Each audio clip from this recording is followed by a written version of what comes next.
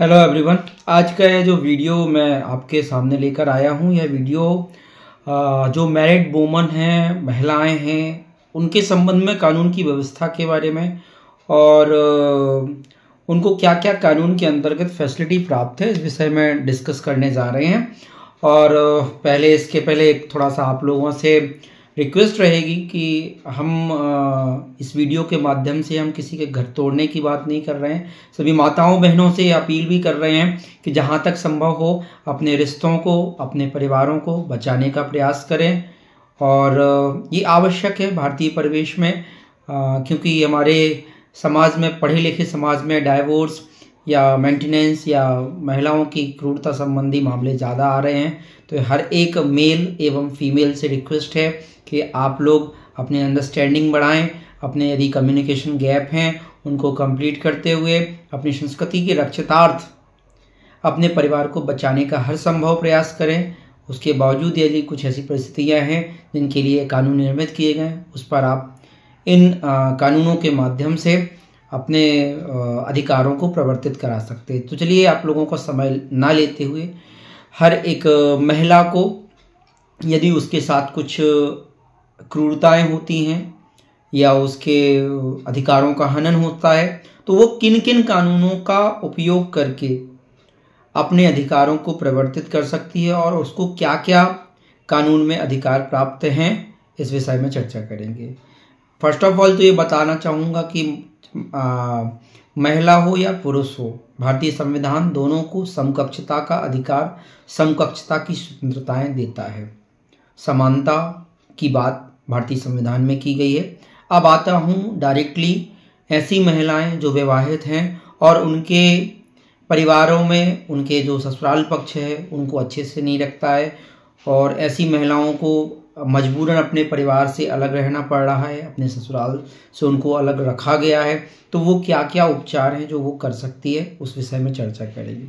First of all, यदि ऐसी कोई महिला है जिसके साथ उसका पति या उसके नातेदार में सास, ससुर, ननद, नंदोई, ये सारे लोग आते हैं, उनको द्वारा यदि क्रूरता की जाती है तो वो भारतीय न्याय संहिता के अंतर्गत धारा 85 के अंतर्गत एक रिपोर्ट कर सकते हैं पुलिस संबंधित थाने में, पुलिस थाने में रिपोर्ट कर सकते हैं और अपने पति या नातेदारों के विरुद्ध आपराधिक मामला दर्ज कर सकते हैं। धारा 85 के अंतर्गत यदि मामला प्रमाणित पाया जाता है और महिला प्रमाणित करने में सफल रहती है तो ऐसी स्थिति में उसके पति या नातेदारों को 3 वर्ष तक की सजा और जुर्माने का प्रावधान धारा 85 में भारतीय न्याय संहिता 2023 के अंतर्गत किया गया है। और इस संबंध में जो रिपोर्ट है, रिपोर्ट स्वयं महिला भी कर सकती है, महिला के कोई रिलेटिव्स भी जो संबंधित व्यक्ति हैं वो भी थाने में रिपोर्ट कर सकते हैं। यदि उसकी रिपोर्ट दर्ज नहीं होती है तो इस संबंध में वह एसपी ऑफिस में भी शिकायत कर सकती है। एसपी ऑफिस में शिकायत होने के पश्चात भी यदि मामला नहीं दर्ज होता है तो जैसा कि 173 जो नागरिक सुरक्षा संहिता है उसमें ही कहा गया है कि वह मजिस्ट्रेट के समक्ष भी आवेदन कर सकती है। इस स्थिति में महिला परिवाद के माध्यम से अपनी रिपोर्ट न्यायालय के समक्ष में प्रस्तुत कर सकती है। यहाँ पर कुछ व्यवस्थाएं कानून ने बना के रखी हैं कि महिलाओं एवं आने वाले समय में परिवार टूटे नहीं, जुड़े रहें।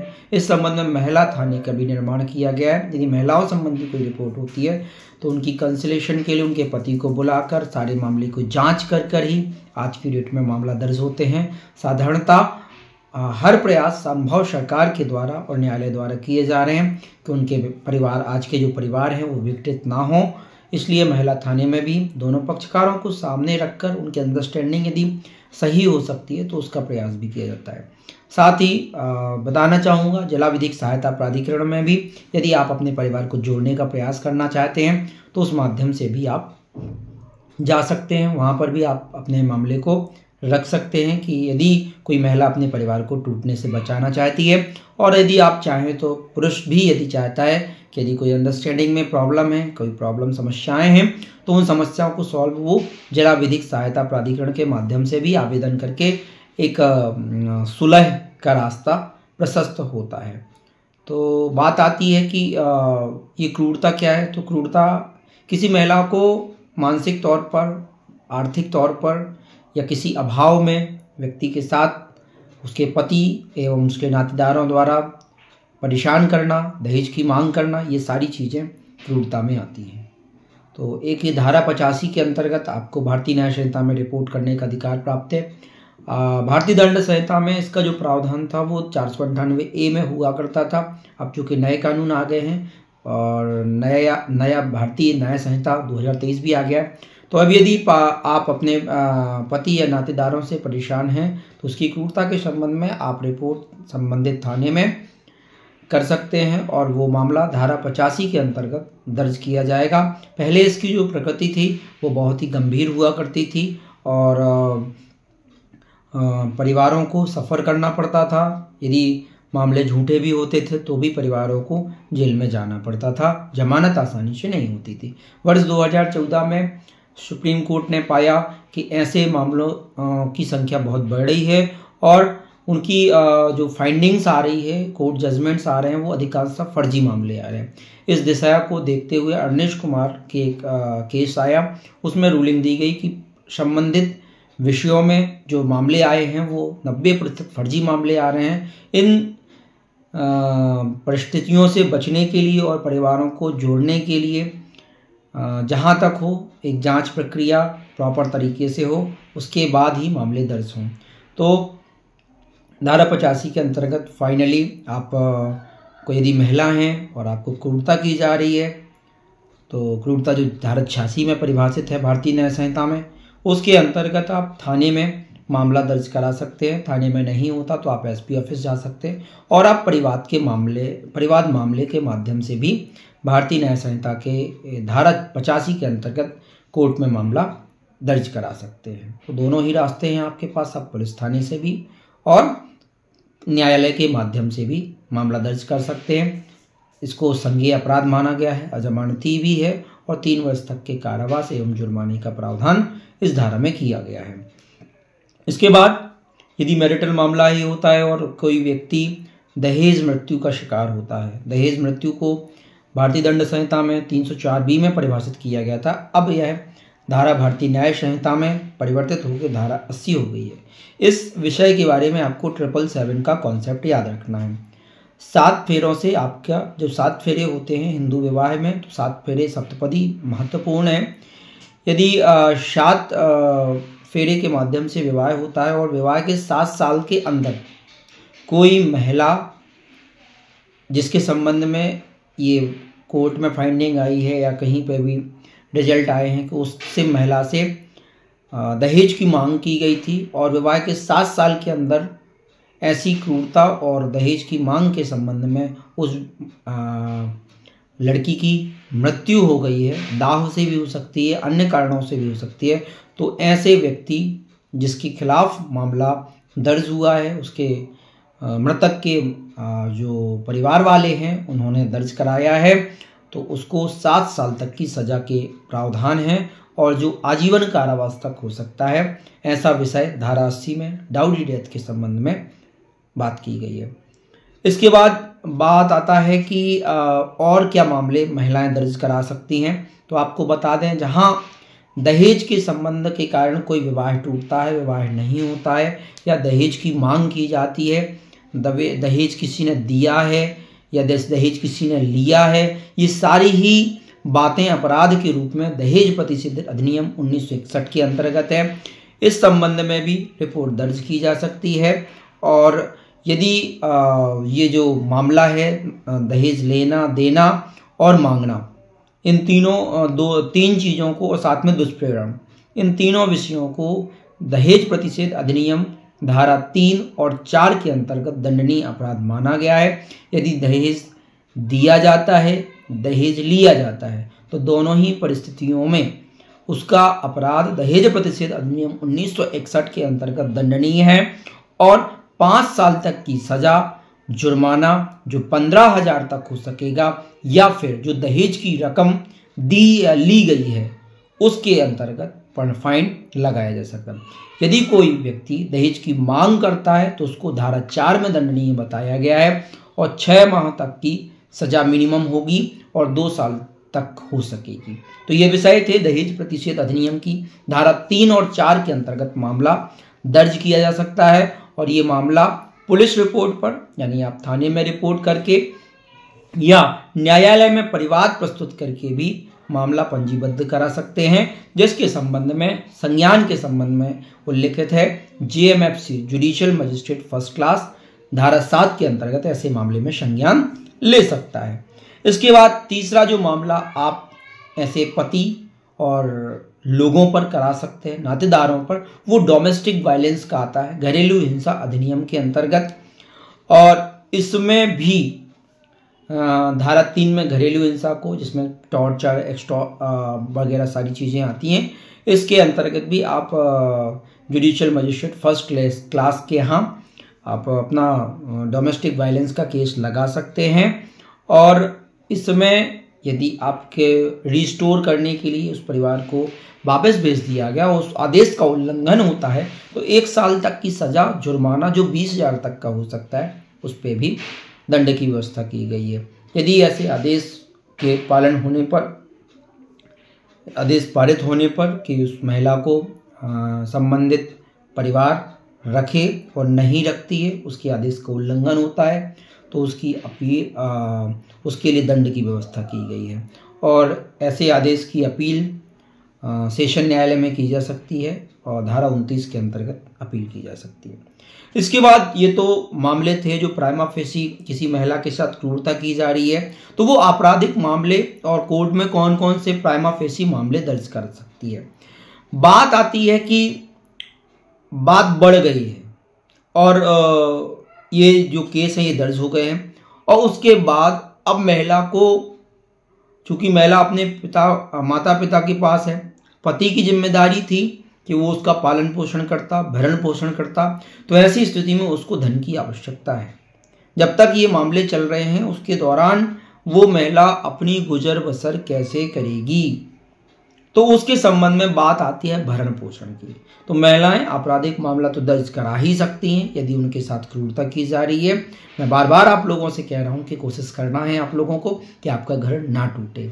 महिलाएं प्रयास करें कि हमारा घर ना टूटे, इस विषय पे विशेष ध्यान दें। लेकिन यदि क्रूरता की जा रही है और कोई रास्ता महिला के पास नहीं है तो ये भारतीय न्याय संहिता के अंतर्गत मामला दर्ज कराएंगे तो आपको राहत, क्रिमिनल प्रोसीडिंग्स दर्ज हो जाएंगी। डोमेस्टिक वायलेंस के अंतर्गत भी करा सकते हैं, दहेज प्रतिशत अधिनियम के। बात आती है कि अब इस दौरान जब वो महिला को उसके घर से निकाल दिया गया है, वो अपने माता पिता या अन्य जगहों पर रहने के लिए मजबूर है, तो अब उसका खर्चा कैसे चले। तो बात आती है मेंटेनेंस की, भरण पोषण की। तो दंड प्रक्रिया संहिता के अंतर्गत ये प्रावधान था कि धारा 125 के अंतर्गत महिलाएं यदि अपना भरण पोषण करने में अक्षम है तो जुडिशियल मजिस्ट्रेट फर्स्ट क्लास के यहाँ पर एक अर्जी देकर, आवेदन देकर भरण पोषण की मांग कर सकती थी। अब ये भरण पोषण की जो मांग है वो केवल यहाँ पर धारा 144 के अंतर्गत जो भारतीय नागरिक सुरक्षा संहिता 2023 में प्रावधान किए गए हैं उसके संबंध में ये धारा 144 भी प्रावधान करती है कि महिलाएं मेंटेनेंस की मांग कर सकती हैं। इस दौरान वो इंटरिम मेंटेनेंस, जब प्रोसीडिंग चल रही है उस दौरान इंटरिम मेंटेनेंस की भी मांग कर सकती हैं। साथ ही यहाँ पे ये भी प्रावधान है कि बच्चों के लिए भी मेंटेनेंस, बाय द वे पत्नी है उसको भी निकाल दिया, उसके बच्चों को भी रखने को तैयार नहीं है, तो बच्चे और पत्नी दोनों मेंटेनेंस की मांग कर सकते हैं। यहाँ पे माता पिता के भी लिए भी राइट है कि माता पिता भी सक्षम अपने बच्चों से मेंटेनेंस की मांग कर सकते हैं। तो इसका जो आवेदन लगेगा वो आपके जो नज़दीक मजिस्ट्रेट है, क्षेत्राधिकार वाला मजिस्ट्रेट है, वहाँ पर मेंटेनेंस का आवेदन धारा 144 के अंतर्गत लगा सकते हैं। चलिए, इसके बाद बात आती है कि क्या कौन सी महिलाएं मेंटेनेंस प्राप्त करने के लिए अधिकार नहीं है। तो यदि उनके पर पुरुष के साथ संबंध है, अर्थात जाड़ता की स्थिति में है, म्यूचुअल कंसेंट से वो अलग रही हैं या न्यायालय ने उसके संबंध में डिक्री पारित की कर दी है। तो इन तीनों परिस्थितियों में कोई महिला मेंटेनेंस की मांग नहीं कर सकती, क्योंकि कानून कहता है कि आपको कानून के समक्ष स्वच्छ हाथों आना है। यदि आप स्वच्छ हाथों नहीं आए हैं तो आपको राहत नहीं मिली। बाय द वे, आपने मेंटेनेंस के बाद आदेश हुआ, उसके बाद आप इन परिस्थितियों में, तो ऐसी स्थिति में भी आदेश निरस्त कर दिया जाएगा। मेंटेनेंस समय समय पर बढ़ाया जा सकता है और घटाया भी जा सकता है। यहाँ तक भी हिंदू मैरिज एक्ट में कि यदि वो कोई व्यक्ति सक्षम हो चुका है तो ऐसी स्थिति भी मेंटेनेंस खारिज किया जा सकता है। तो ये विषय था कि धारा 144 में आप मेंटेनेंस लगा सकते हो, आपको इंटरम मेंटेनेंस भी दिया जाएगा, आपके बच्चों के लिए भी मेंटेनेंस दिया जाएगा। ऐसे कई प्रावधान 144 में किए गए हैं। और किन को नहीं मिलेगा? जाड़ता में है, पुनर्विवाह कर लिया है, या फिर आपसी सहमति से अलग रह रहे हैं, आपसी सहमति से आप लोगों ने अलग रहना स्वीकार किया है, तो ऐसी स्थिति में कोई महिला मेंटेनेंस भरण पोषण प्राप्त नहीं कर सकती। या यदि मेंटेनेंस के दौरान उसने ये तीनों प्रक्रियाएं कर ली हैं और वो प्रमाणित हो जाती हैं तो उसका मेंटेनेंस आदेश खारिज भी किया जा सकता है। अब बात आती है कि एक महिला कठिन परिस्थितियों में थी, उसको रिपोर्ट दर्ज करानी पड़ी, मेंटेनेंस के लिए आवेदन लगाना पड़ा। एक परिस्थिति ऐसी भी है कि महिला चाहती है कि मैं अपने पति के साथ रहूं और पति उसको रखने को तैयार नहीं, वो अपने रिश्ते को बचाना चाहती है। और ये तो धारा, जिस धारा की मैं बात करने चल रहा हूं, एक पति चाहता है कि हमारा रिश्ता बचा रहे, हमारे बच्चों की केयर हम अच्छे से कर पाएं। तो एक सबसे अच्छी धारा हिंदू मैरिज एक्ट में दी गई है, धारा 9। आपको अपने दाम्पत्य अधिकारों की पुनर्स्थापना करनी, अपने दाम्पत्य अधिकारों को बचाना है। आप अपने पति के साथ रहना चाहते हो, आप अपनी पत्नी के साथ रहना चाहते हो, तो ऐसी स्थिति में हिंदू मैरिज एक्ट 1955 की धारा 9 आपको अवसर देती है, चाहे वो पति हो या पत्नी हो, धारा 9 का आवेदन लगाकर अपने दाम्पत्य अधिकारों की पुनर्स्थापना कर सकती है। ये आवेदन फैमिली कोर्ट, आपके हर जिला स्तर पर जिला न्यायालय में एक कुटुंब न्यायालय की स्थापना की गई है, वहां पर आप आवेदन करके अपने रिश्ते को बचाने के लिए धारा 9 लगा सकते हैं। और आपका कोर्ट हर संभव प्रयास करती है यहाँ पर कि एक पति पत्नी का आपसी जो झगड़ा था, म्यूचुअल अंडरस्टैंडिंग कम होने के कारण टूटने की स्थिति में है, तो धारा 9 के कारण वह रिश्ता बचाने का प्रयास धारा 9 में किया जाता है। यदि आप में से आप महिला हैं, पुरुष हैं और कुछ म्यूचुअल अंडरस्टैंडिंग की कमी के कारण आप अपना मामला बचाना चाहते हैं, तो ऐसी स्थिति में आप धारा 9 के अंतर्गत अपने दाम्पत्य अधिकारों की पुनर्स्थापना के लिए भी केस कुटुंब न्यायालय में प्रस्तुत कर सकते हैं। इसके बाद आती है, अब किसी स्थिति में धारा 9 भी ट्रायल कर लिया और कोई भी स्थिति ऐसी नहीं रह गई कि अब हमारा रिश्ता रह सकता है, तो अंत बात आती है धारा 13 की, डाइवोर्स की। यदि वो परिस्थितियां जो मेंटेनेंस में बात कर रहा था, जाड़ता की स्थिति में है, पुनर्विवाह कर लिया है आपसी सहमति से, तो यदि जाड़ता की स्थिति में या कोई ऐसी परिस्थितियां जो धारा 13 कह रही हैं कि एक पति पत्नी के लिए जो संबंधों के लिए चीज़ें आवश्यकता थी और जिन चीज़ों की एक पति से अपेक्षा है, कोई बीमारी का शिकार नहीं है, तो ऐसी स्थिति में अब रास्ता बचता है कि और सामने वाला सुधरने को तैयार नहीं है, तो ऐसी स्थिति में रास्ता बचता है डाइवोर्स का। तो डाइवोर्स के लिए जो आवेदन है वो धारा 13 हिंदू मैरिज एक्ट के अंतर्गत लगा सकते हैं।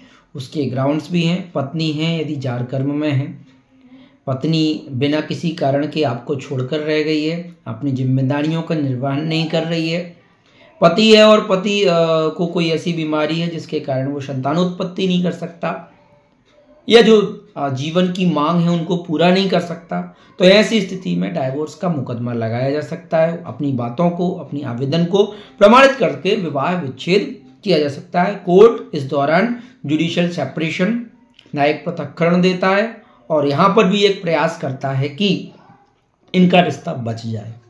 लेकिन यदि सारी कंडीशंस जो थी, जो रिक्वायरमेंट्स थी धारा 13 की, वो पूर्ण हो जाती हैं तो आपको डाइवोर्स मिल जाता है। एक बात आती है 13B की, आपसी सहमति से भी विवाह विच्छेद किया जा सकता है। 13B में यदि दोनों पति पत्नी अंडरस्टैंडिंग इतनी अच्छी है कि अब हम रिश्ता चलाने के योग्य नहीं है, तो 13B के अंतर्गत भी आप पारस्परिक सहमति से विवाह विच्छेद ले सकते हैं। पति पत्नी दोनों भी सहमति से इस प्रकार इस आवेदन को जल्दी डिसाइड हो जाता है। लेकिन जुडिशियल सेपरेशन, न्यायिक पृथक्करण के लिए प्रयास कोर्ट करती है, यहाँ पे भी कोर्ट प्रयास करती है कि आप लोग अपना रिश्ता ना तोड़ें और अपना रिश्ता चलाएं।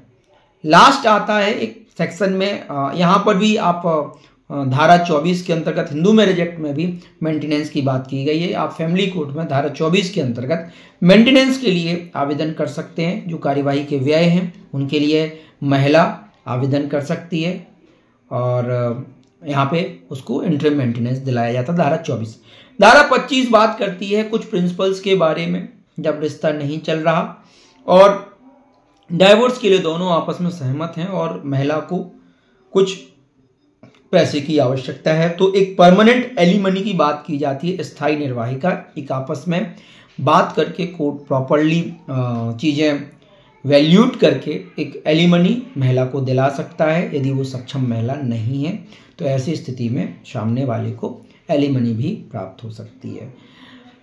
लास्ट आता है कि एक बार समरी कर दूं कि कौन कौन से वो अधिनियम हैं जहां पर महिला सुरक्षित है। भारतीय न्याय संहिता में क्रिमिनल प्रोसीडिंग धारा 85 के अंतर्गत फाइल कर सकते हैं। डाउरी डेथ हो गई है, दहेज मृत्यु हो गई तो धारा 80 के अंतर्गत पुलिस मामला दर्ज हो सकता है। दहेज प्रतिषेध अधिनियम की धारा 3 और 4 के अंतर्गत महिलाएं मामला दर्ज करा सकती हैं।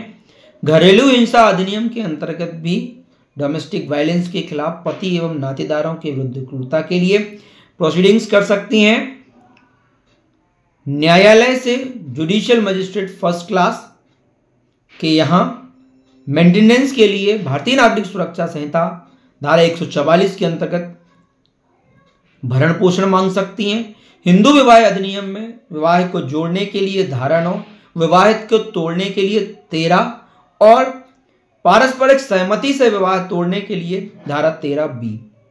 धारा 25 एलिमनी की बात करता है। धारा 24 के अंतर्गत फैमिली कोर्ट में कुटुंब न्यायालय में भरण पोषण की मांग महिला कर सकती है।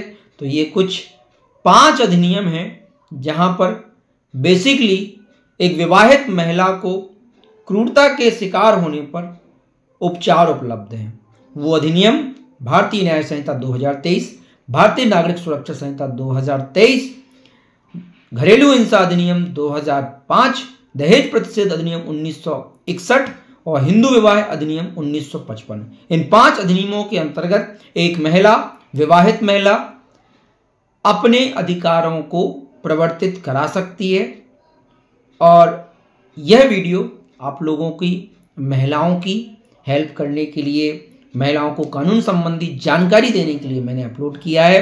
एक बार पुनः एक पति से, एक पत्नी से आग्रह करूंगा कि आप लोग एक बार अपने पूर्व की जनरेशन को जरूर देखें, जिस जनरेशन में हमारे माता पिता रहा करते थे और माता पिता के डिस्प्यूट भी होते थे। हमारे शास्त्रों में बताया गया उमा पार्वती, उमा शंकर एक अच्छे गृहस्थ के रूप में माने जाते हैं, शंकर पार्वती जी, उनके बीच में भी झगड़े होते थे, लेकिन उस टाइम पे डाइवोर्स नहीं था और हमारे दादा दादी भी वैवाहिक बंधन में रहे, हमारे माता पिता भी वैवाहिक बंधन में रहे और उनके बंधन निरंतर चले। हम लोगों को पाला पोसा बड़ा किया, हमें कानून अधिकार प्राप्त हैं, उनका उपयोग लास्ट स्तर पे करना है। अंतिम स्तर पर बच्ची पक्ष के माता पिता को चाहिए कि वो भी अपनी बच्ची को समझाएं और उतावले ना हो, क्योंकि संबंध जब टूटता है तो बड़े कष्ट उस बच्ची को अकेला नहीं होता, उसके माता पिता, उसके भाई बहन, उसके सारे परिवार को होता है। इसी प्रकार से यदि आप हस्बैंड हैं तो आपको चाहिए कि उस बच्ची को, वो भी किसी बच्ची अपने माता पिता की लाडली थी, उसको अपनी बहन, अपने घर की बच्ची, अपने घर के बहन की तरह ट्रीट करें। और सास ससुर को चाहिए कि अपनी बहू को अपनी पुत्री की तरह रखें, उसकी गलतियां हैं उसको बड़े प्रेम से सुलझाएं। माता पिता जो बच्ची पक्ष के, उनको चाहिए कि बेटा आपको अच्छे गृहस्थ, अच्छे दाम्पत्य का जीवन निर्वाह करना है और अंडरस्टैंडिंग अच्छी बनाइए, इतना प्यार दीजिए, इतना स्नेह दीजिए कि हमारे रिश्ते टूटे नहीं।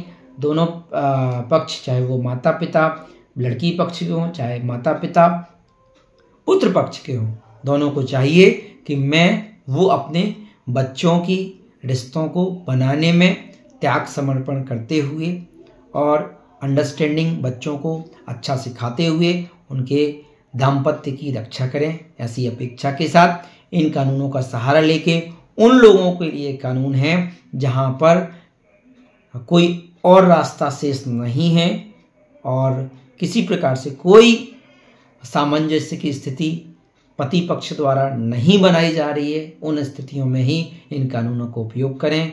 आपका घर, आपका परिवार, आपके बच्चे, आपके पति पत्नी, आप सभी पति पत्नी अच्छे से रहें, सुखी रहें। कानूनों का उपयोग अंतिम स्तर पर करें और प्रयास करें कि आपका घर, आपका दाम्पत्य बचा रहे।